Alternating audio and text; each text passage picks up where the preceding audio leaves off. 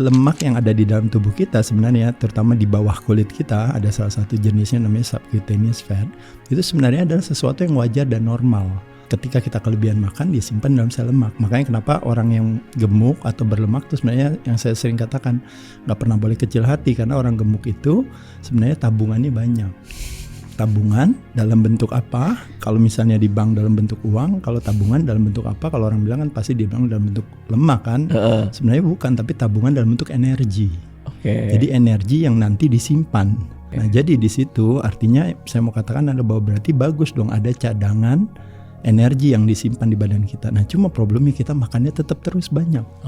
Karena makannya terus banyak, otomatis setiap kali ada gula naik selalu ada kehadiran yang namanya, kalau boleh dibilang dalam tanda kutip ya, grab yang datang untuk mengambil kelebihan gula itu namanya si insulin itu.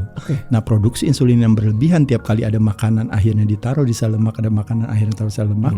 Nah, lemak kita sendiri mengalami keterbatasan dalam ukuran maupun dalam jumlah. Nah, pada saat itulah makanya kenapa akhirnya jumlahnya udah mulai terbatas, ukurannya udah mulai terbatas. Nah, pada saat itu akhirnya makanya kenapa ditutuplah pintunya tadi. Makanya kenapa akhirnya gula puasa kita akhirnya jadi meningkat, gula darahnya jadi naik. Nah, ketika gula darahnya naik, nah itu yang tadi yang akhirnya menyebabkan berbagai penyakit yang menjadi profil kita kesehatan hari ini. Ketika dia attach sama mata, akhirnya punya permasalahan glukoma, akhirnya blindness.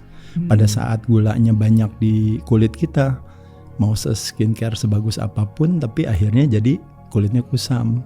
Ketika gulanya adanya mungkin di pembuluh darah kita, akhirnya makanya imunitas turun, karena akhirnya sel-sel mulai dari virus, bakteri, sel cancer atau apa akhirnya jadi kan hadir. Luka jadi nggak mudah sembuh juga.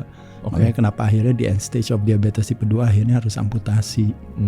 Dan ketika gula darah yang terlalu tinggi tadi, makanya permasalahan neuropati, permasalahan yang namanya neurodegeneratif, demensia orang-orang, akhirnya Parkinson, Alzheimer, dan terakhir akhirnya gara-gara kebanyakan gula tadi juga akhirnya permasalahan jantung dan pembuluh darah.